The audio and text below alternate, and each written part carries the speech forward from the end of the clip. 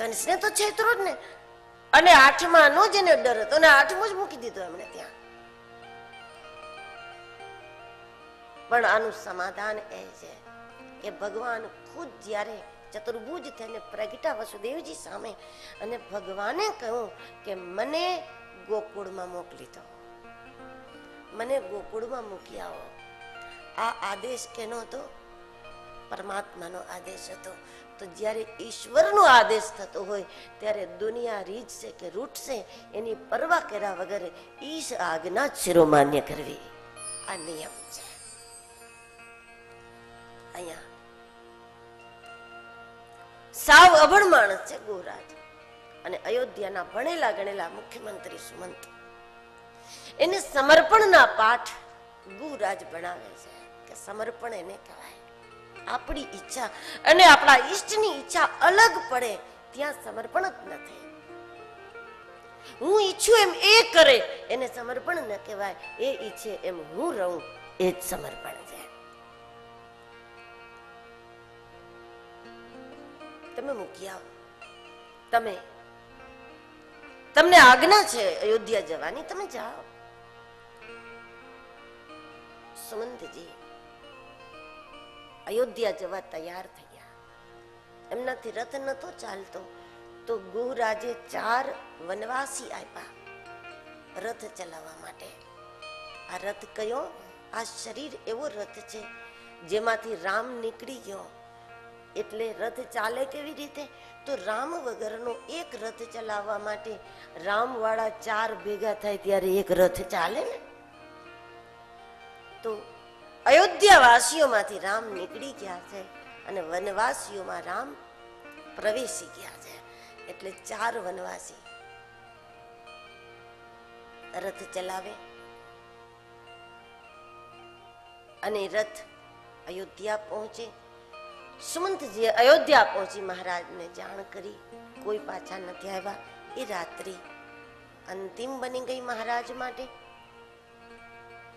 રાતભર અયોધ્યાના લોકો ખૂબ દુખી રહ્યા. પણ સવારમાં ગુરુદેવને બોલાવી અને કૌશલ્યાજીએ ગુરુદેવને પૂછ્યું, અમારે શું કરવું જોઈએ?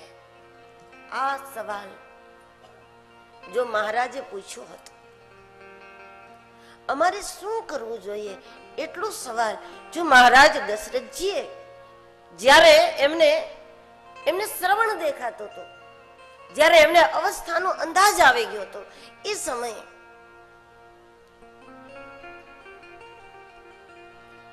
કદાચ મહારાજે પૂછ્યું હતું કે મારે શું કરવું જોઈએ, તો ગુરુદેવ એમને આ જ જવાબ આપવાના હતા કે ભરતજીને બોલાવી લો. પણ વિવેકમાં કૌશલ્યાજી આગળ છે. પોતાની ઉંમર થઈ ગઈ છે એ સમજાયા પછી દશરથજીએ એ ના પૂછ્યું ગુરુદેવને જઈને, મારા બાળકો મોટા થઈ ગયા છે, મારા વાળી સફેદ થઈ ગયા છે, મારી જવાબદારીઓ પૂરી થઈ ગઈ છે, હવે આ સ્થિતિમાં મારે શું કરવું જોઈએ? કારણ કે વર્ષો સુધી સંસારમાં જવાબદારી નિભાવો ને એટલે લક્ષ્ય વિસરાઈ જાય. એમાં દોષ નથી, વિસરાઈ જાય. પણ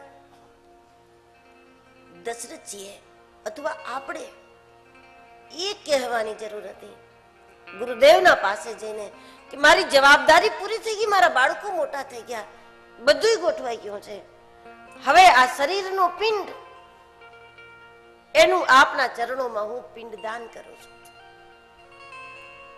આ શરીરનો પિંડ સદગુરુના ચરણમાં મૂકી દઉં અને સદગુરુ નક્કી કરે કે આ પિંડમાંથી શું બનાવવું છે, આ શરીરથી શું કરાવવું છે, એ આપ નક્કી કરો.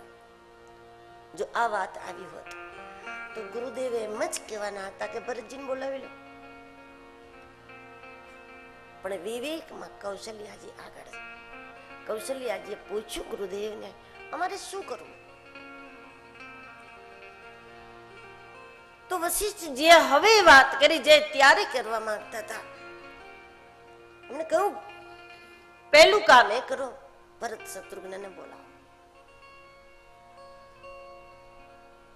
સંતની ગેરમોજૂદગી જ અયોધ્યાના અનર્થનું કારણ છે. અરે અયોધ્યાની વાત નથી, દુનિયાના કોઈ પણ સમાજની બરબાદીનું મૂળ એ છે સંતની ગેરમોજૂદગી, સત્સંગની ગેરમોજૂદગી. કોઈ પણ પરિવાર તૂટી જાય, કોઈ સમાજ તૂટી જાય, કોઈ સંસ્કૃતિનું પતન થાય તો એની પાયાની વસ્તુ આ છે સંતની ગેરમોજૂદગી.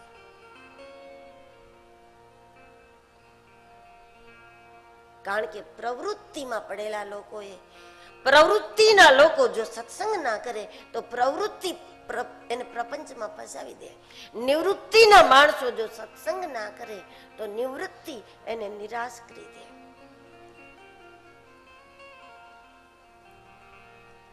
ભરતજીની ગેરહાજરી જ અનર્થનું મૂળ છે. અનર્થનું મૂળ મંથરા નથી, અનર્થનું મૂળ કઈ નથી, અનર્થનું મૂળ છે સંતની ગેરહાજરી.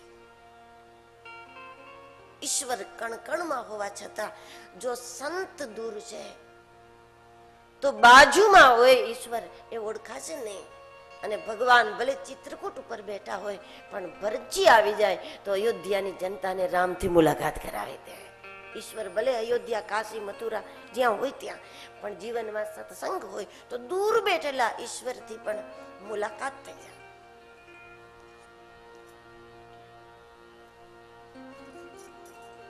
કાયમ ભરતજી દૂર રહ્યા કારણ કે ભરતજી સંત છે. કૈકેયીની મમતાને ભરતજી ખૂબ સારી રીતે જાણતા હતા. એ સમયે કદાચ મહિલાઓમાં સ્પર્ધા થઈ હોત કે પૂરી દુનિયામાં સૌથી વધારે મમતા ભરેલી સ્ત્રી કોણ છે તો કૈકેયીનો પહેલો નંબર આવત.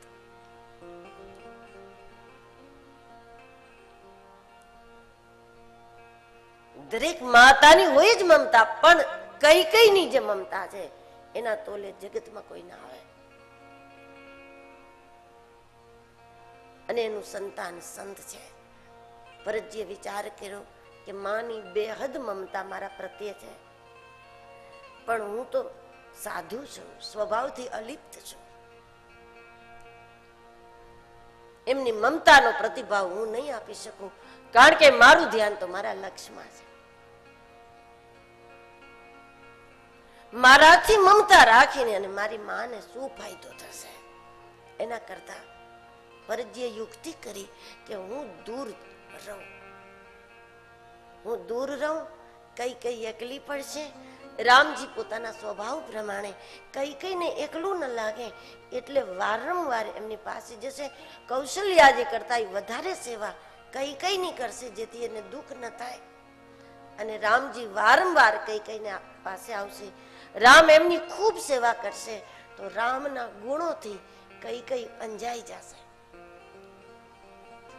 એટલી બધી પ્રસન્ન થઈ જશે કે કઈ વિચારશે કે ભરત દીકરો હોવા છતાં મુસાળમાં જઈને બેઠો છે, માની સેવાનું એને ભાન નથી, અને જેને મેં જન્મ નથી આપ્યો એ આટલી હદે મારી સેવા કરે. જે માની સેવા નથી કરતો એ શું જનતાની સેવા કરશે? એમ કઈને જ મારાથી નફરત થઈ જશે. અને કઈના અંદરથી જે મમતાનો ધોધ છે એ ધોધ મારા તરફથી હટી અને રામ સાથે જોડાઈ જાય. માની મમતા જો પરમાત્મા સાથે બંધાઈ જાય તો એનું એ કલ્યાણ થઈ જશે. હું રહીશ તો એની મમતા મારાથી બંધાશે, અને હું હટી જાઉં તો મારાથી ભલે નફરત કરે પણ કઈની મમતા પરમાત્માથી જોડાઈ જશે, અને એ મમતા એને ધન્ય કરી દેશે. આ યુક્તિથી દૂર રહેતા હતા ભરતજી. ભરતજીને જાણ થઈ અને ભરત શત્રુઘ્ન અયોધ્યા આવે. સીધા કૈકેયી ભવન ગયા. કૈકેયીએ જ આખી ઘટનાની જાણ કરી અને પૂરી ઘટના સાંભળ્યા પછી ભરતજી કૈકેયીના સામું જોઈ રહ્યા, બહુ જ વાર સુધી જોઈ રહ્યા. અને પછી સવાલ કર્યો કે તું કોણ છો? કારણ કે મારી માં આ હોય જ નહીં, આવી હોય જ ન શકે. આ કોના સંગમાં આવી ગઈ? અમુક ટાઈમે પૂછીએ ને કોઈને કે તમે કોણ છો, એમ કોઈ બીજું બોલતું હોય એની અંદર તો ઢૂંઢતા હોય ને આપણે પૂછીએ કોણ છો, એમ આમ તો ઓળખતા હોય આપણે. પર જે કઈ કઈને પૂછો તું કોણ છો,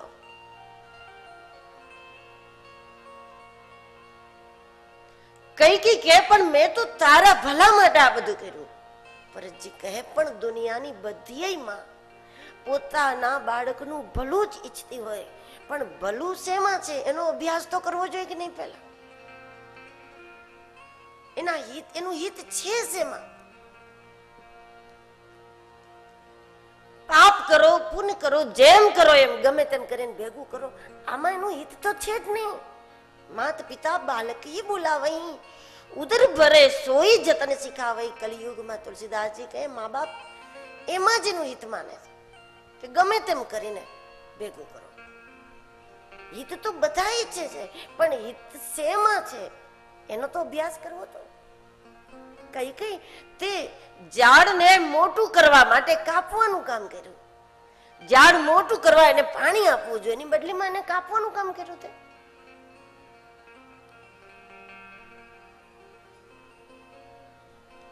ભરતજી એટલું બધું કડવું બોલ્યા છે અહીંયા કે એ બધા શબ્દો બોલવા ન ગમે એટલું બધું કડવું બોલ્યા કઈ કઈ માટે.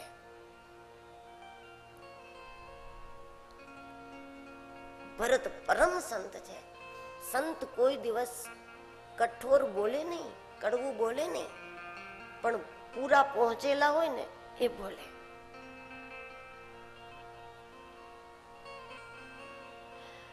દુર્જન કોઈ દિવસ મીઠું ના બોલે, પણ દુર્જનતામાં પીએચડી કરી લે એને આવડે પછી એ મીઠું બોલે. અતિ દુર્જન મીઠું બોલી શકે.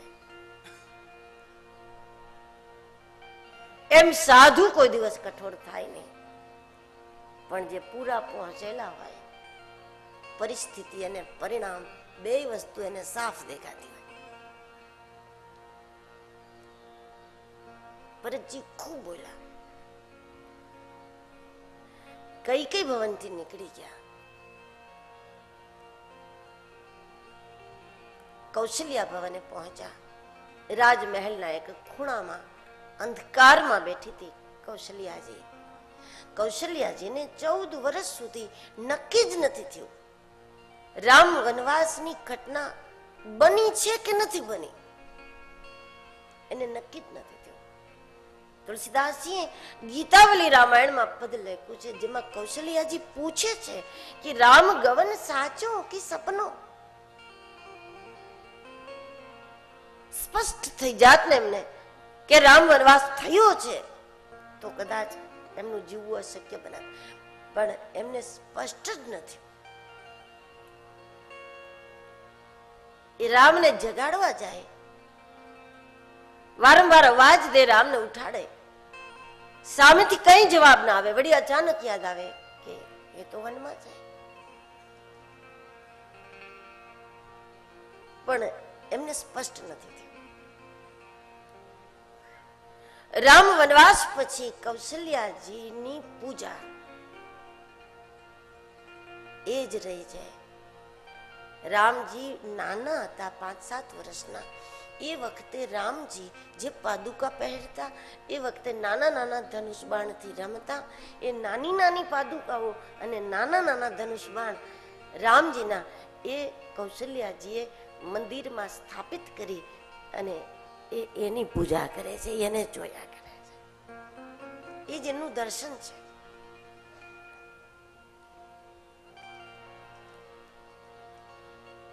ભરત શત્રુઘ્ન પહોંચે કૌશલ્યા ભવન. ભરતજીની દશાથી કૌશલ્યાજી દુખી છે, કૌશલ્યાજીની દશાથી ભરતજી દુખી છે. ત્યારે વશિષ્ઠજીએ બહુ જ સરસ ઈશારો આપ્યો ભરતજીને કે જે બચ્યું છે એટલું બચાવી લો, કારણ કે બધી જ ઘટનાઓ આ મહિલાના સામે થઈ જાય. રામનું વનમાં જાઉં, મહારાજનું સ્વર્ગવાસ, આ બધું જ આમની સામે થયું છે. અને ભરતજી, હવે તમે જો આમ રડશો તો કદાચ આ ક્યાં સુધી જોઈ શકશે, ક્યાં સુધી જીરવશે? વશિષ્ઠજી બ્રહ્માના દીકરા તરીકે અને ભારત વર્ષના તત્કાલીન એક અદ્ભુત ચિંતક તરીકે વશિષ્ઠજી માને છે કે માનું કે દશરથજીને કોઈ જીવતા કરી દે, રામ લક્ષ્મણ સીતાજી પાછા આવી જાય, તો પણ જો કૌશલ્યાજી શરીર છોડી દે તો અયોધ્યા અનાથ જ છે. અને મહારાજનો ભલે સ્વર્ગવાસ થાય અને ભલે રામ લક્ષ્મણ સીતાજી 14 વર્ષ સુધી અયોધ્યામાં ના આવે, પણ અયોધ્યામાં જો કૌશલ્યા જીવતી બેઠી હશે તો જ અયોધ્યા હતી એમને એમ થઈ જશે, અયોધ્યા હરીફરી થઈ જશે. જે દેશ અને જે સમાજની માતાઓ ધર્મને સાચવીને બેઠી હશે, પુરુષો કદાચ ગમે એટલી હદે બગડ્યા હશે, એના સંતાનો વિકૃત થયા હશે, એના કયામાં નહીં રહ્યા હોય, પણ છતાં કોઈ પણ સંજોગે સમાજની મહિલાઓ જો ધર્મને, પવિત્રતાને, શીલને અને પોતાના સ્ત્રીત્વને સાચવી અને સુરક્ષિત બેઠી હશે તો ગમે ત્યારે એ સમાજ ફરી પાછો હેરોભેરો થઈ જશે, ફરી પાછો રંગાઈ જશે. ધર્મના બીજને જો માતાઓ સાચવીને બેઠી હશે તો ઝાડ પાછા ઉગી જશે. કૌશલ્યા જીવતી હશે તો બધું બરાબર થઈ જશે. ચડતી પડતી તો આવા કરે. મહારાજનું જવું, રામનું જવું અયોધ્યા માટે અનર્થ નથી. વશિષ્ઠજીએ કહ્યું, ભરત અનર્થ તો થશે, હજી સુધી અનર્થ નથી તો. પણ જો કૌશલ્યાજી શરીર છોડી દે, અયોધ્યા અનાથ થઈ જશે.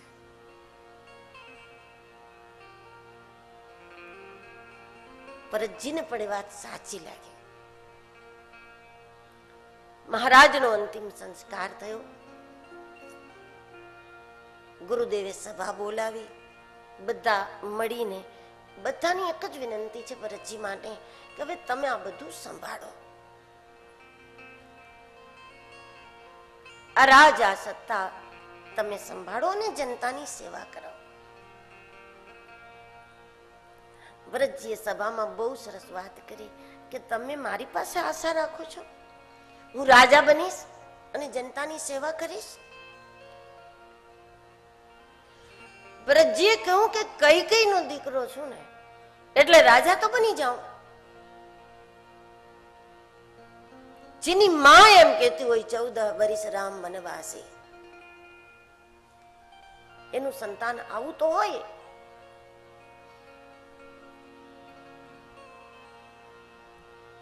હાડકામાંથી વજ્ર બને અને હાડકા કરતા વધારે કઠોર બને. પથ્થરમાંથી લોખંડ બને પણ પછી એ પથ્થર કરતા વધુ મજબૂત બને. કૈકેયીની નિષ્ઠુરતામાંથી હું બન્યો છું. કૈકેયી કરતા તો વધારે જ નિષ્ઠુર હોઉં. પણ મારા માટે 2 આજ્ઞા છે તમારી. એક, રાજા બનો, બીજું જનતાની સેવા કરો. તો ભરતજી કહે, મને લાગે છે કે પેલી આજ્ઞાનું તો પાલન કૈકેયીના દીકરાથી થઈ જ જાય. હું રાજા તો હમણાં બનીને બેસું, પણ મારી પાસે તમે બીજી આશા રાખો છો કે જનતાની સેવા કરો. જેની માં કૈકેયી હોય એ સેવા કઈ રીતે કરે?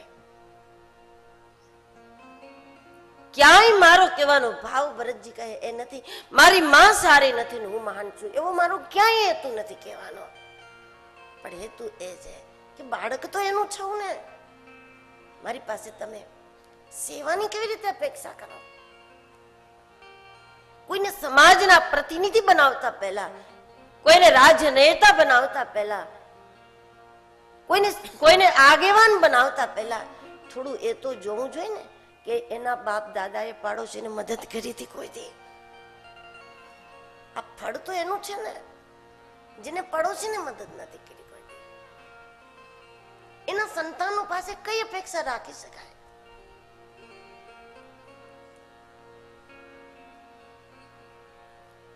બહુ જાગ્રત થયો ત્યારે ભરતજીએ દુઃખી થઈને એમ કહ્યું કે મને એવું લાગે છે કે તમે લોકો મને આ ઘટનામાં સામેલ માનો છો એટલે આગ્રહ કરો છો.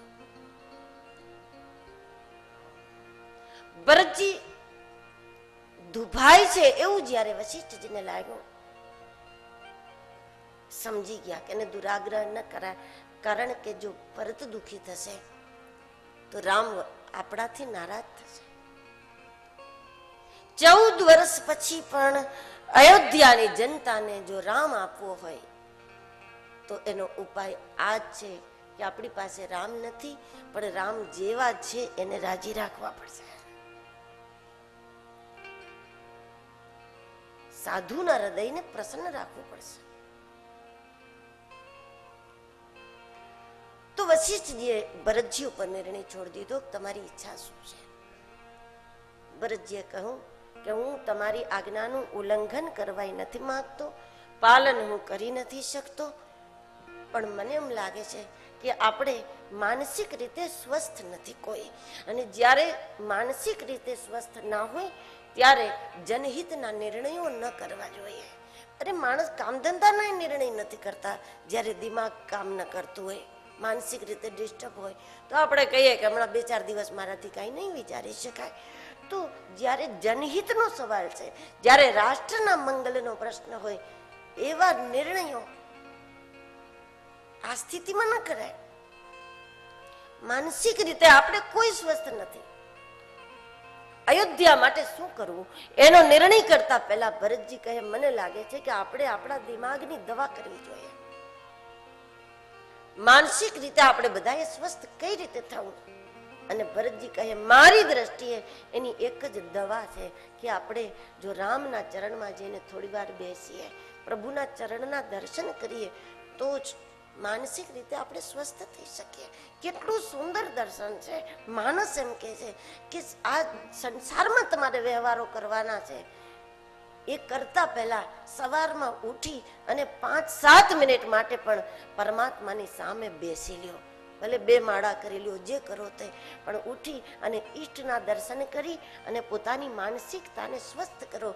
પછી ઘરના કામ કરો, પછી સમાજના કામ કરો, તો ખોટા નિર્ણયો નહીં થાય.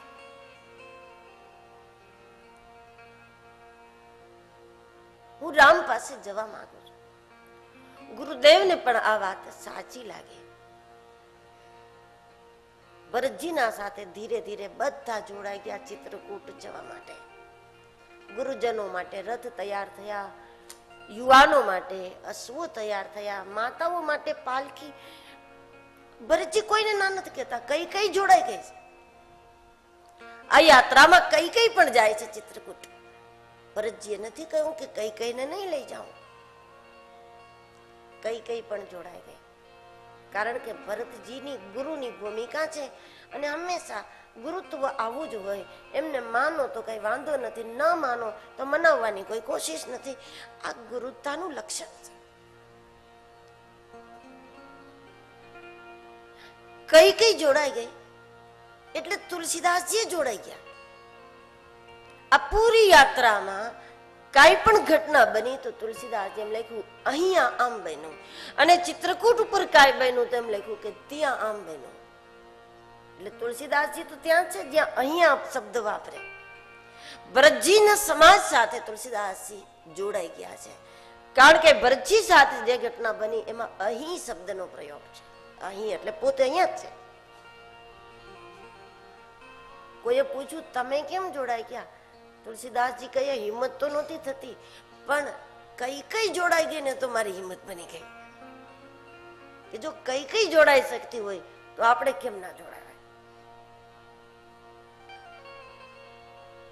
રથમાં બેસી અને ચિત્રકૂટ જાઉં એ જ્ઞાન માર્ગે ચિત્તને શુદ્ધ કરવાની રીત છે. અશ્વ ઉપર બેસી, ઘોડા ઉપર બેસી અને ચિત્રકૂટ જાઉં એ પ્રવૃત્તિના માર્ગે ચિત્તને શુદ્ધ કરવાની રીત છે. રથમાંથી પડીએ તો વાગે, ઘોડા ઉપરથી પડીએ તો વધારે પડતું વાગે. અને માતાઓ માટે પાલખી છે, પાલખીમાં બેસીને જાઉં એ ભક્તિના માર્ગથી ચિત્તને શુદ્ધ કરવાની રીત છે.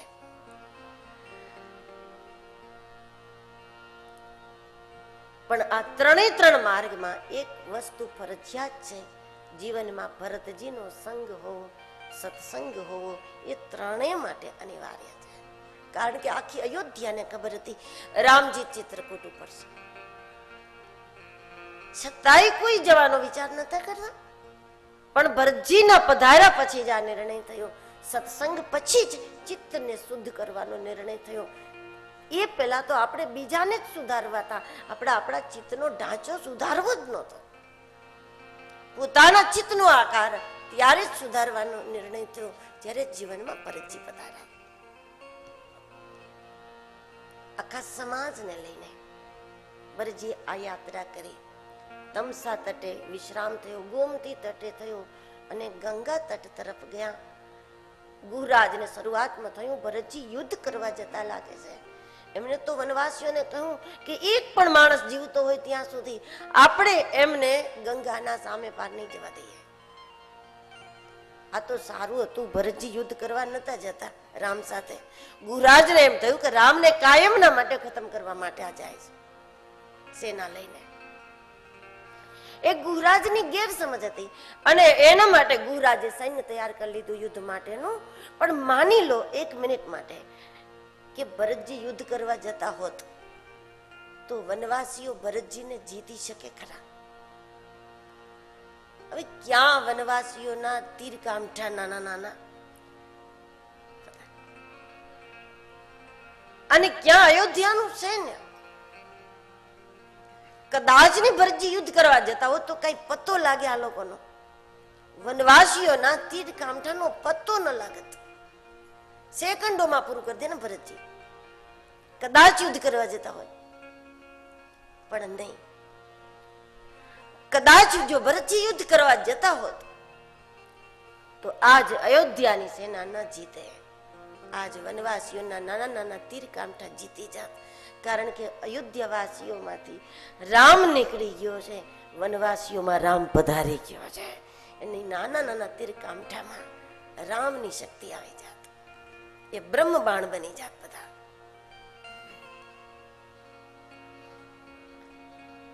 રાત્રિ વિશ્રામ ગંગા કિનારે થયો ત્યારે રાત્રિના ભરત શત્રુઘ્નજી એ સ્થળનું દર્શન કરવા ગયા જે સ્થાને પ્રભુએ વિશ્રામ કર્યો હતો. ગુહરાજ ગુરુ ભક્ત છે અને ગુરુ પરંપરામાં આસન અને જ્યોતનું બહુ જ મહત્વ હોય છે. કોઈ પણ ગુરુનિષ્ઠ જ્યોતને અખંડ રાખે અને પોતાના ગુરુના આસનને કાયમ રાખે. ગુરુની ગેરહાજરી શરીર છૂટ્યા પછી પણ ક્યારેય ગુરુ ભક્તો માનતા જ નથી, એ તો વધુ હાજરી માને છે. સાધુની શરીરના છૂટવાનો દિવસ છે, એ દિવસ એમનો હકીકતમાં પ્રાગટ્યનો દિવસ માને છે શિષ્ય. અને એવું માનીને શિષ્ય પોતે જ પોતાના ગુરુની જીવિત સમાધિ બને છે. કારણ કે ગુરુત્વ ક્યાં જાય? શરીરમાંથી નીકળે તો ક્યાં જાય? શરીરની વ્યવસ્થા તો વ્યવસ્થા છે, સમાધિ આપો કે જે એ તો વ્યવસ્થા છે. પણ હકીકતમાં શરીરમાંથી નીકળી ગયેલું ગુરુત્વ નિષ્ઠાવાનની રગરગની અંદર પ્રવેશી જતું હોય. અને જ્યારે નિષ્ઠાવાનની અંદર ગુરુત્વ સ્થાપિત થઈ જાય પછીનો શિષ્ય એ હરતી ફરતી ચેતન સમાધિ છે. આ વાતને ગુહરાજ ખૂબ માને. એટલે ગુહરાજે ભગવાનનું આસન એમને રાખેલું હતું. ભરત શત્રુઘ્ન એ સ્થળનું જ્યારે દર્શન કર્યું તો ભરતજીએ જોયું સીતાજીના આભૂષણમાંથી નીકળી ગયેલી અમુક ઘૂઘરીઓ પડી હતી ત્યાં. અને એ સોનાની નાની નાની ઘૂઘરીઓ હતી. જાણે ભરતજીને એવું લાગ્યું કે ઘૂઘરીઓ મને એમ કહે છે કે તમને સીતાજી મળે તો એમને પૂછજો કે અયોધ્યાથી તો અમને સાથે લીધા, અહીંયા વચ્ચે શું કામ છોડી દીધા? વચમાં કેમ મૂકી દીધા? નાની નાની એ ઘૂઘરીઓ ભરતજીને કહે તમે યાદ કરાવજો સીતાજીને, સીતા અને રામની મુલાકાત અમે કરાવી હતી. જનકપુરની પુષ્પ વાટિકામાં જ્યારે સીતાજીના આભૂષણોનો અવાજ આવ્યો ત્યારે જ રામજી અવાજની દિશામાં દ્રષ્ટિ કરી હતી. પ્રભુ અવાજની દિશામાં નજીક ગયા હતા અને ત્યારે જ સીતા અને રામનું મિલન થયું હતું પુષ્પ વાટિકામાં. કંકન કિંકિન નુપુર ધુને સુને, કંકન કિંકિન નુપુર ધુને સુને, કહત લખન સન રામ હૃદય ગુને, कहत लखन सन राम हृदय गुने, કંકન કિંકિન નુપુર ધુને સુને, कंकन किंकिन नुपुर धुने सुने, કંકન કિંકિન નુપુર ધુની સુની. ધુની સુની અવાજ જ્યારે ભગવાને સાંભળ્યો તો આ ઘૂઘરીઓનો, ત્યારે મુલાકાત થઈ હતી સીતા અને રામની. એ નાની નાની ઘૂઘરીઓ પૂછે છે કે મુલાકાત તો અમે કરાવી હતી, અમને વચ્ચેથી કાઢી નાખ્યા.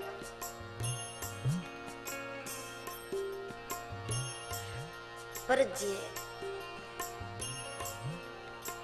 સમાજ આખાને આ વાતની જાણ કરી. બધા ગયા ત્યાં. સવારમાં અનેક નૌકાઓ તૈયાર થઈ. રામજી તો કેવટની નાવમાં બેઠા હતા, પણ હવે તો બધાયની નાવ પાકી ગઈ હતી. બધાયનું ભજન પાકી ગયું હતું. એ સમયે જેનું ભજન પાકી ગયું હતું એની નાવમાં રામજી બેઠા હતા. બીજા બધા પરિપક્વ નહોતા, પણ હવે તો બધાય પાકી ગયા હતા. એમની નાવમાં સંતો બેઠા, રામ ભક્તો બેઠા. રામ તે અધિક રામ કર દાસા, राम ते अधिक राम कर दास, રામને બેસાડવાનો લાભ નતો મળ્યો, પણ રામ ભક્તોને બેસાડવાનો લાભ મળ્યો. આખા સમાજને સામા કિનારે કરી દીધો. ભરતજી બધાને આગળ કરે અને પાછળ ચાલે. આ એવી યાત્રા છે, આ યાત્રામાં 9 વિશ્રામ થયા છે. રામજી સાથે યાત્રા કરવી અઘરી હતી, કારણ કે રામની યાત્રામાં તો એક નિયમ છે, જે જ્યાં સૂઈ જાય રામજી એને ત્યાં છોડી દે, જગાડે નહીં. અયોધ્યાના લોકો તમસા તટે સૂઈ ગયા, ભગવાને ત્યાં છોડી દીધા. સુમંતજી ગંગા તટ પર સૂઈ ગયા, ભગવાન એમને ત્યાં છોડી દીધા. જે જ્યાં સૂઈ ગયા ભગવાન જગાડતા નથી. ભગવાન તો જાગે એને સાથે રાખે. બસ જાગતા ને બ્રહ્મના સાનિધ્યનો લાભ મળે, પણ સૂતેલા જગાડવા એ સંતોનું કામ છે, અને જાગેલાને સાથે રાખવા એ ભગવાનનું કામ છે. આ યાત્રામાં તો 9 વિશ્રામ થયા. જે સૂતેલા રહી જાય સવારે ભરતજી એમને જગાડે, એને આગળ કરે, પછી ચાલે પાછળ. રામાયણમાં 2 યાત્રા છે મોટી.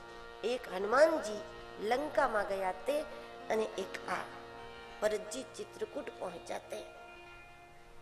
હનુમાનજીનું લંકા પહોંચવું એ નિવૃત્તિ માર્ગની છલાંગ છે. સુખદેવજીની, કબીરજીની, બ્રહ્મજ્ઞાનીઓની, પરમહંસોની, યોગીઓની, અવધૂતોની છલાંગ છે. પણ જગતમાં મોટા ભાગના જીવો સામાન્ય સ્થિતિના છે. એના પોતાના કર્મો છે, એનું પોતાનું ભાગ્ય છે, એમની પોતાની ફરજો છે.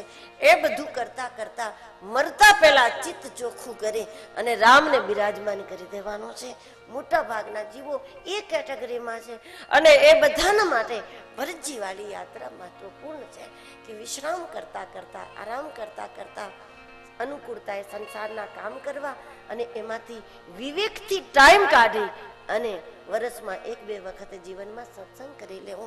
આવું કરતા કરતા મરતા પહેલા ચિત્તને ચોખ્ખું કરી લેવું. વર્ષમાં 1-2 વખત સત્સંગ થઈ જવો અને સત્સંગમાં જે કઈ સૂત્રોએ આપણા અંદર પ્રકાશ કર્યો હોય એ સૂત્રને રોજ 2-5 મિનિટ વિચારી લેવા, 2-5 મિનિટ એનું ચિંતન રોજ કરી લેવું. આમ કરતા કરતા મૃત્યુ પહેલા ચિત્રકૂટ પહોંચી જવાય. આ પ્રવૃત્તિ પથની યાત્રા છે. સત્સંગ કરતા કરતા ચિત્ત ચોખ્ખું કરી લેવાનું. એટલે આમાં વિશ્રામ સાથે યાત્રા છે. બધાને આગળ કરી ભરતજી પાછળ પાછળ ચાલે. ભરદ્વાજ આશ્રમે પહોંચ્યા પ્રયાગ તટ પર. તો ભરતજીને બહુ સંકોચ હતો. પ્રયાગ પહોંચી તો ગયા, ન જાય તો સાધુના દર્શન ચૂકાઈ જાય. અને જવામાં સંકોચ થતો હતો કે ભરદ્વાજજી પૂછશે, ભરત ક્યાં જાઓ છો? શું કહું? હું એમ કહું મારી માએ મારા માટે આ બધું કર્યું, જવાબ શું આપીશ? પણ ભરદ્વાજજી સમજી ગયા. ભરતજી નીચું જોઈને બેઠા હતા તો ભરદ્વાજજી કહે, ભરતજી આપને સંકોચ કરવાની જરૂર નથી, અમે જાણીએ છીએ તમને. ભરદ્વાજજીએ કહ્યું કે ભરત, અમે એવું માનીએ છીએ કે અમે અત્યાર સુધી જે જપ તપ કર્યા હતા ને એના ફળ રૂપે અમને રામના દર્શન થયા. પણ અમને ખબર નહોતી કે અમારી જિંદગીમાં ફળ ઉપર ફળ લાગશે. ઝાડ ઉપર ફળ લાગે એટલું ખબર હતી, પણ અમારી જિંદગીમાં અધ્યાત્મની દુનિયા એવી છે, આમાં તો ફળ ઉપર ફળ લાગે. ભરત, અમે અત્યાર સુધી જપ તપ કર્યા એના ફળ રૂપે અમને રામ દર્શન થયા, અને અમે રામના દર્શન કર્યા એના ફળ રૂપે ભરતજી અમને તમારા દર્શન થયા. અને અમે તમારા વખાણ કરીએ છીએ. એનો મતલબ ભરતજી, તમે ભૂલથી એ ન માનશો કે તમે રાજકુમાર છો, તમે રાજા છો, તમે સુખી સંપન્ન છો એટલે અમે વખાણ કરીએ. કારણ કે અમે તો સાધુ છીએ, અમે તો ઉદાસીન છીએ. કોઈની ધન સંપત્તિ જોઈને, એના મોટા સ્થાન જોઈને વખાણવાનું અમારું કોઈ કારણ જ ન હોય. ખોટી વાત માણસ બે કારણે કરે. એક તો લોભમાં ખોટું બોલે ને બીજા ભયમાં ખોટું બોલે. સાધુને આ બે માંથી કઈ લાગુ જ નથી પડતું. અમે ડરતા નથી ભરતજી તમારાથી, અને તમારું અમારે કઈ જોતું નથી. પણ હકીકત છે. સુનહું ભરત હમ झूठ न कही.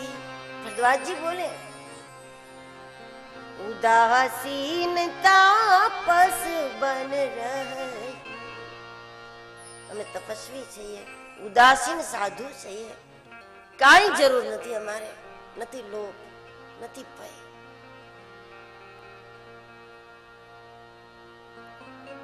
રાત્રિ વિશ્રામ ભરતજી અહીંયા નહીં કરે એવો ભરદ્વાજજીનો અંદાજ હતો. હજારો લોકો છે ભરતજીના સાથે. ચતુરંગીની સેના, અયોધ્યાની જનતા લાખોમાં છે. ભરદ્વાજજીને એમ હતું કે રામ દર્શનની આમની તીવ્રતા એવી છે કે એ રાત્રિ વિશ્રામ નહીં જ કરે. એટલે ભરદ્વાજજીને થયું કે આગ્રહ કરવામાં શું વાંધો? આપણને ખબર છે કોઈ મહેમાનને ટિકિટ બનાવી લીધી છે, રોકાવાના જ નથી, તો આગ્રહ કરવામાં શું વાંધો? આપણે કહીએ 56 ભોગ અમારે બનાવવા તમારા માટે, કારણ કે એને ટિકિટ બની ગઈ હતી, તો બોલવું આમ શું વાંધો? પણ બહુ જ નવાઈ લાગી ભરદ્વાજજીને. ભરદ્વાજજીએ કહ્યું, ભરત અહીંયા બધા ભોજન કરો અને અહીંયા વિશ્રામ કરો. ભરતજીએ વાત તરત સ્વીકાર લીધી, ભલે જેવી આપની આજ્ઞા. આ મહેમાન એવા નીકળ્યા, ટિકિટ કેન્સલ કરાવી નાખી.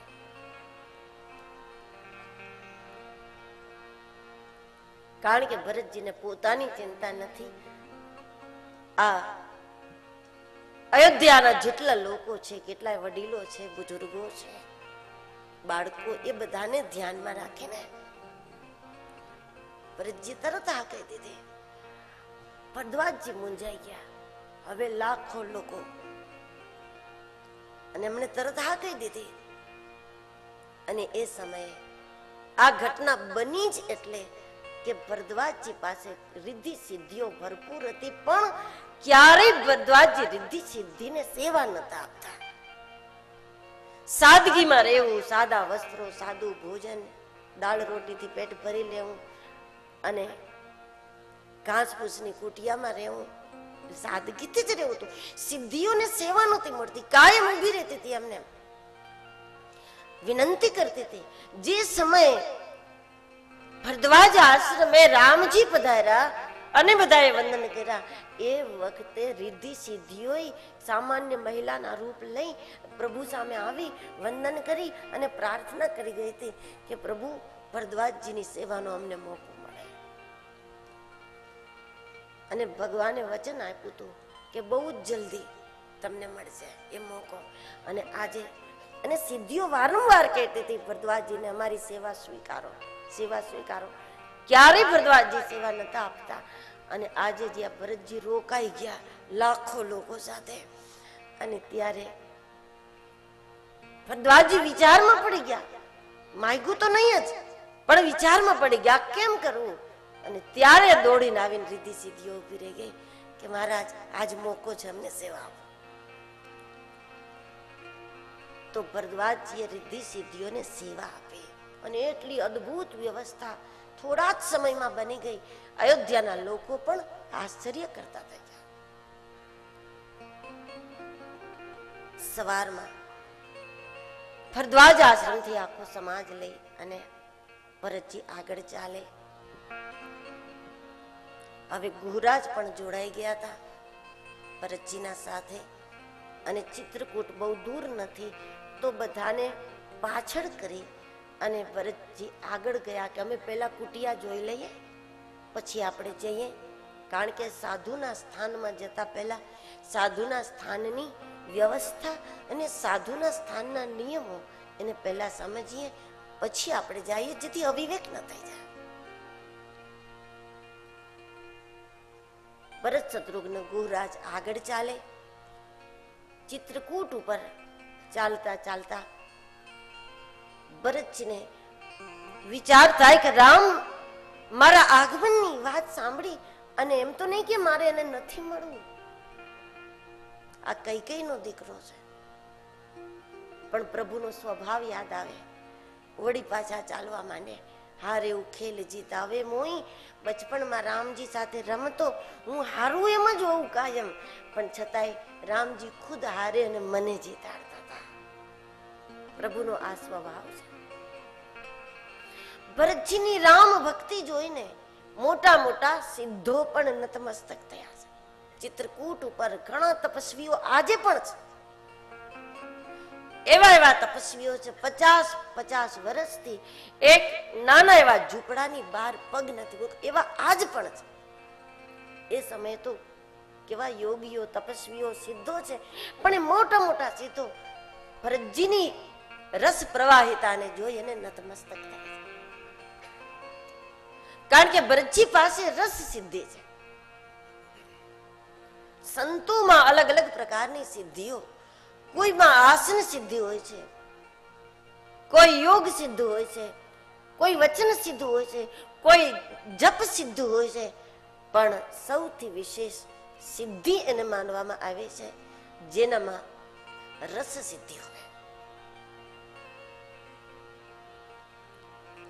ભરતજીમાં રસ સિદ્ધિ છે. જેને રસ સિદ્ધિ પ્રાપ્ત થઈ જાય, જગતના તમામ સિદ્ધો ઝાંખા પડી જાય એની સામે. જ્યાં ભક્તિ રસ વહેતો હોય એ રસ સિદ્ધિ છે. જગતના તમામ સિદ્ધો ઝાંખા પડી જાય રસ સિદ્ધિ પાસે. બધા નતમસ્તક છે ભરતજી સામે. ભરતજીની આંખમાં એક ખૂબી છે કે ચિત્રકૂટ પહાડમાં એમને ભગવાનના ચરણ ચિહ્ન દેખાણા. રેતીમાં તો પગલાની છાપ પડે, પણ પહાડમાં પણ એમને ચરણ ચિહ્ન દેખાય. ત્યારે એ દંડવત કરતા કરતા ચાલે છે.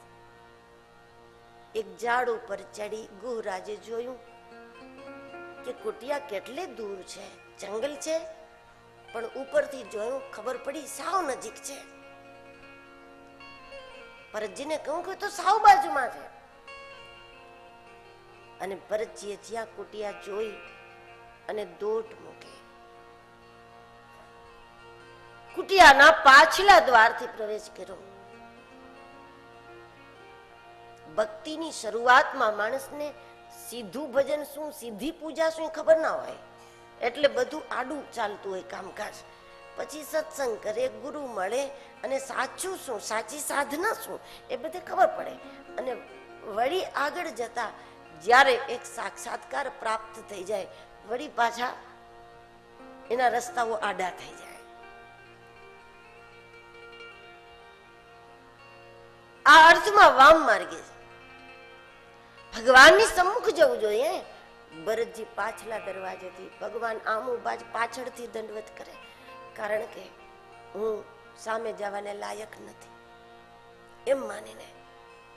પણ દંડવત કરતા ભરતજી બોલે, મનોમન બોલે, પાહી નાથ કઈ પાહી ગોસાઈ, પાહી નાથ કહી પાહી ગોસાઈ, ભૂતલ પરે લખુટ કી નાય, ભૂતલ પરે લખુટ કી નાય. ભરતજી દંડવત કરે. લક્ષ્મણજી ભગવાનને કહ્યું, ભરતજી આવ્યા છે. ભગવાને દોટ લગાવી. ભગવાનના પાસેથી ધનુષ, બાણ, ભાથો અને ખભા ઉપરથી વસ્ત્ર પડી ગયા. આ ચાર ચીજો ભગવાનની પડી ગઈ. ધનુષ, બાણ, ભાથો અને ખભા ઉપરનું વસ્ત્ર સરકી ગયું. આ ચાર ચીજો ભગવાનની પડી ગઈ. કારણ કે ભક્ત ભગવાન માટે જ્યારે દોડે ત્યારે ભક્તોને કેટલું પડી ગયું એની કાંઈ ગણતરી નથી. ભાઈ છોડ્યા, બંધુ છોડ્યા, છોડ્યા સગા સોઈ, સાધુ સંગ બેઠ બેઠ લોક લાજ ખોઈ. ઘર, કુટુંબ, પરિવાર, સુખ, સુવિધા કેટલું છૂટી જાય એની સાધુને ખબર નથી રહેતી. ભગવાન માટે જ્યારે દોડે ત્યારે આજ ભગવાનને ખબર ન રહે, જ્યારે ભગવાન ભક્ત માટે દોડ્યા ત્યારે કેટલું છૂટી ગયું ભગવાનને ખબર ના રહે. ભરતજી ક્ષત્રિય તરીકેનો ભાવ લઈને ગયા હોત તો ભગવાન શસ્ત્ર સહિત મળત, પણ ભરતજીના મનમાં ક્ષત્રિય વાળો ભાવ જ નથી. એ તો ભક્ત થઈને ગયા છે, તો ભગવાનના શસ્ત્રો પડી ગયા. ભરતજીના મનમાં કંઈ પણ પડદો હોત તો ભગવાનનો પડદો એમને એમ રહેતો, પણ અહીંયા કોઈ પડદો નથી, તો ભગવાનના ખભેથી વસ્ત્ર હટી ગયું, પડદો હટી ગયો. પણ બહુ જ અદ્ભુત ઘટના એ છે, અહીંયા ભરતજી ઊભા છે અને ભગવાન દોડ્યા છે. આ અદ્ભુત ઘટના. અને અધ્યાત્મમાં આવું બને. સંસારની ભક્તિ કરો ને તો આખી જિંદગી કરવી, બહુ કરવી પડે, પણ જ્યારે ભગવાનની ભક્તિ કરો, સારી રીતે 5-10 વર્ષ મસ્તીથી ભજન કરી લો, તો 5-7 વર્ષના ભજન પછી ભગવાન ભક્ત બની જાય અને ભક્ત એનો ભગવાન બની જાય, અને ભગવાન એની પાછળ પાછળ દોડતો થઈ જાય. જેમ ગોપીઓના આંગણામાં દોડે, એક વાટકી માખણ માટે કુદાકુદ કરે, ત્યાં ભગવાન ભક્ત બની ગયો અને ભક્ત એનો ભગવાન બની જાય. ભગવાન જ્યારે દોટ મૂકે અહીંયા, તો ભરતજી ભગવાન છે, ભગવાન એમનો ભક્ત છે. અને આટલું મોટું પરિવર્તન થયું તો પ્રકૃતિમાં એની અસર થઈ. મંદાકિની વહેતી હતી ગંગા, એ પથ્થર બની ગઈ, અને ચિત્રકૂટ પહાડ હતો એ પ્રવાહિત થવા માંડ્યો, નરમ બની ગયો. આજે પણ રામજી અને ભરતજીનું જ્યાં મિલન થયું એ જગ્યાએ પગલાની છાપ છે, કારણ કે પહાડ નરમ થઈ ગયો.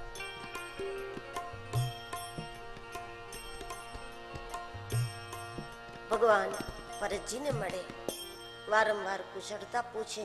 શત્રુઘ્નજીને સીતાજી પાસે રાખી આખા સમાજને લેવા માટે ભગવાન ગયા. બધાને ચિત્રકૂટ પર લાવ્યા. વનમાં, જંગલમાં જેવી વ્યવસ્થા થઈ શકે એવી બધાની વ્યવસ્થા થઈ.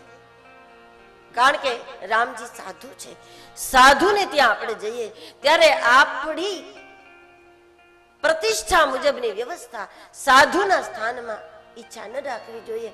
સાધુના સ્થાનના મુજબની સાદગીમાં આપણે ગોઠવાઈ જવાનું હોય. કારણ કે આપણી જેવી સમાજમાં પ્રતિષ્ઠા, ઘરમાં આપણે જેવી જાહો જલાલી ભોગવી, એવી સાધુને ત્યાં આપણે ઈચ્છીએ તો કદાચ સાધુઓની જરૂરતો વધી જાય, સાધુને પોતાની આવશ્યકતાઓ વધી જાય, અને અતિ આવશ્યકતામાં સાધુ આવી જાય તો એનું ભજન છૂટે. સાધુનું ભજન છૂટે એ નથી સાધુ માટે સારી વાત, નથી સમાજ માટે સારી વાત.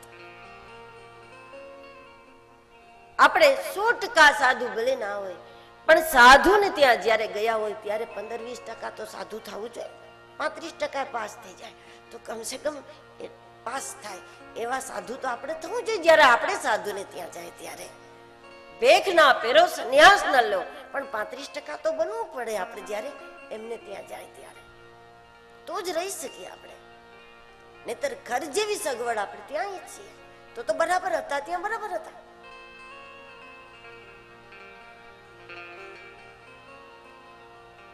સમાજ આખાને લઈને ભગવાન આવ્યા ચિત્રકૂટ ઉપર. જાણે આજે જ ખબર પડી હોય મહારાજના સ્વર્ગવાસની, એ રીતે રામજી દુખી થયા અને 24 કલાક સુધી અન્ન જલનો ત્યાગ કરી દીધો. જે માતા પિતાના દ્વારા શરીરનું નિર્માણ થયું, એ માતા પિતાના મૃત્યુની ખબર પડે તો બીજું કંઈ જ નહીં તો ગમે તેવો જ્ઞાની માણસ હોય, સાધુ હોય, સંન્યાસ લઈ લીધો હોય તો પણ જેમના થકી આ દેહની પ્રાપ્તિ થઈ હોય, એમના મૃત્યુના સમાચાર મળે ત્યાંથી 24 કલાક અન્ન જલનો ત્યાગ કરવો એ એક વિધાન છે, એક વિવેક છે. રામજીએ પણ ત્યાગ કર્યો અન્ન જલનો 24 કલાક. 2 દિવસ પછી ભગવાને ગુરુદેવને કહ્યું કે લોકો અહીંયા બહુ દુઃખી છે, જંગલ છે, કઈ સગવડ થશે નહીં, 2 દિવસ વીતી ગયા, આપ બધાને લઈને અયોધ્યા જાઓ તો સારું. જાણે રામજી વ્યંગ કરતા હોય એવું લાગે. તો વશિષ્ઠજીએ કહ્યું રામને કે હવે લોકોને ખબર પડી ગઈ છે કે સુખ સગવડમાં નથી, સુખ તો આપના સાનિધ્યમાં છે. એ હવે ખબર પડી ગઈ.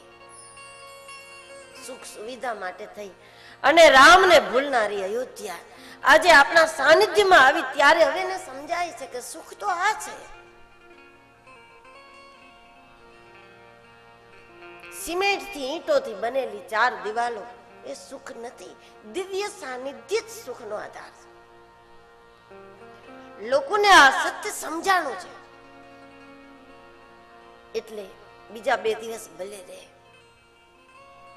બીજા 2 દિવસ વીતા, જનકજી સમાજ લઈને આવ્યા. નિર્ણય કઈ થતો નતો અયોધ્યા માટે શું કરવું. ભરતજી એકલા વિચાર કરતા હતા અને વશિષ્ઠજી પહોંચ્યા એમના પાસે.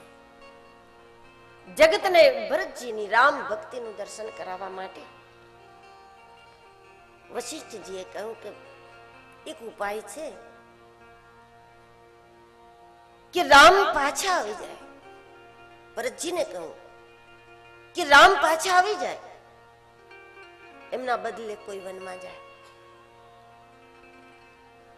ભરતજી નાચવા માંડી ગયા કે જો અયોધ્યાની જનતાને રામ મળે અને રામને વનના દુઃખો ન વેઠવા પડતા હોય તો કાનન કરવું જન્મ ભરવાસો, હું તો આખી જિંદગી વનમાં રહું. ભરતજી કે મારો હેતુ એ નથી રામજી મને સાથે રાખે, એ બિલકુલ નથી. મારો હેતુ આટલો છે કે મારા ઈષ્ટને વનના કષ્ટ ન વેઠવા પડે અને અયોધ્યાની જનતાને રામનો વિયોગ ન વેઠવો પડે. અને આટલું થતું હોય તો એના માટે મારા ઉપર જે આવશે એને હું સ્વીકારી લઈશ.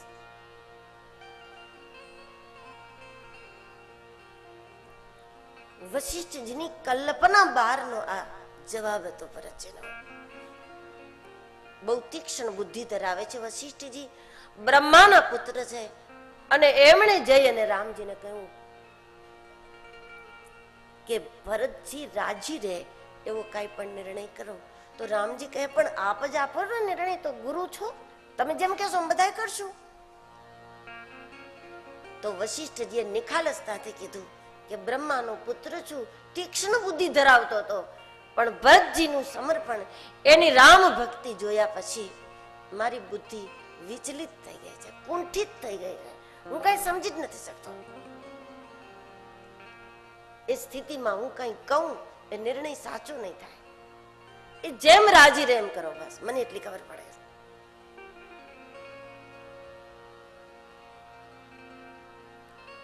વશિષ્ઠજી જ્યારે પૂછ્યું ભરતજીને તમે શું ઈચ્છો છો, તો ભરતજીએ વશિષ્ઠજીને ધર્મ સંકટમાં નાખી દીધા.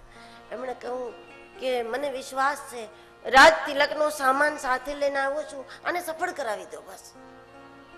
સફળ તો ત્યારે થાય જ્યારે રામજી પાછા વળે. આ સામાનને સફળ કરી દો બસ. રાજ તિલક અહીંયા થઈ જાય એવું ભરતજી ઈચ્છતા હતા. મારે રામને અયોધ્યા લઈ જઈ અને તિલક નથી કરવું, મારે તો રાજા રામને અયોધ્યા લઈ જવા છે. એટલે રાજ તિલકની બધી સામગ્રી લઈને આવેલા. વિચારોની ઊંચાઈ અને ભરતજીના પ્રેમની ગહેરાઈ દુનિયામાં કોઈ માપી શકે નથી. હવે તો વશિષ્ઠજીને પણ ડર છે કે અપરાધ ન થઈ જાય મારાથી, ભરતના હૃદય સાથે અન્યાય ન થઈ જાય મારાથી. તો કહ્યું હું નિર્ણય નહીં આપું, એ જેમ કેમ તમે કરો, આ મારો નિર્ણય માનો તો આ છે, એને રાજી રાખો. ભરતજીને બોલાવ્યા અને રામજીએ કહ્યું કે ભરત જેમ તમે ઈચ્છો એમ. કેવડી મોટી પરીક્ષા. દેવતાઓ ગભરાઈ ગયા હતા કે ભરતજી તો હમણાં કહે છે કે પાછા વળી જાઓ. ભગવાન એમ કે તું કે એમ કરો, આથી મોટી પરીક્ષા કઈ હોય. આપણા ગુરુજનો આપણને એટલા બધા નજીક રાખે અને વાતે વાતે આપણી રાય લે કે તું કેમ કરો, એ બહુ મોટી પરીક્ષા. ત્યારે પણ વિવેક ન ચૂકવો.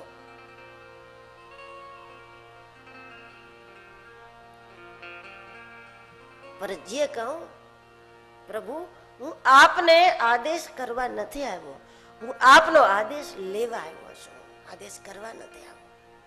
તમે આમ કરો એવું કહેવાનો મારો કોઈ અધિકાર નથી. મારે શું કરવું એ સમજવા હું આવ્યો છું. લોકો તો બે કામ મોટા કરે ને એટલે સાધુ સંતોને મળીને કહેતા થઈ જાય તમારે આમ કરવું જોઈએ, સંતોએ હવે આમ કરવાની જરૂર છે, સંતોએ હવે આમ કરવાની જરૂર છે. તો તું થઈ જાય ને સંત, તને તો એટલી બધી ખબર. સંતોએ આમ રહેવું જોઈએ, સંતોએ તેમ, તો એને ખબર છે તેને થઈ જવું જોઈએ ને. સાધુ સંતો પાસે જનારાએ એ જાણવા જવું જોઈએ કે મારે શું કરવું જોઈએ. અમે એ સમજવા આવ્યા છે. તમે આમ કરો એમ અમે કહેવા નથી ગયા. મારે શું કરવું જોઈએ, સારું કરીએ છીએ તો હજી સારું કઈ રીતે થાય એનું માર્ગદર્શન લેવા જવું જોઈએ. આજ્ઞા સમન સુસાહિબ સેવા, આજ્ઞા પાલન જ શ્રેષ્ઠ સેવા છે. હું આપને આદેશ કરવા નથી આવ્યો. નિર્ણય જ્યારે પ્રભુ પર છોડી દીધો. શરૂઆતમાં રામજીએ સભામાં બોલવાની શરૂઆત જ્યારે કરી છે એ વખતે ભગવાને કૈકેયીના બહુ જ વખાણ કર્યા. કૈકેયી બહુ સમજદાર છે, બહુ જ મહાન છે, આવી માં મળે નહીં કોઈને.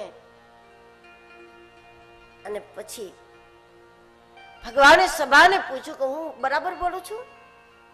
લોકો નીચું જોઈ ગયા. સરકાર એને એમ કેવું કે કેમ કેવું તમે બરાબર નથી કહેતા. ભરતજી નીચું જોઈ ગયા. રામજી કે એનો મતલબ એ છે કે તમે લોકો મારા વિચાર સાથે સંમત નથી. કૈકેયી મહાન છે, આ વાત હું માનું છું, તમે સંમત નથી. ઠીક, ભગવાન કહે સારું ચાલો વિષય બદલી દઈએ. રામજીએ વિષય બદલી દીધો અને ભગવાને ભરતજીની પ્રશંસા શરૂ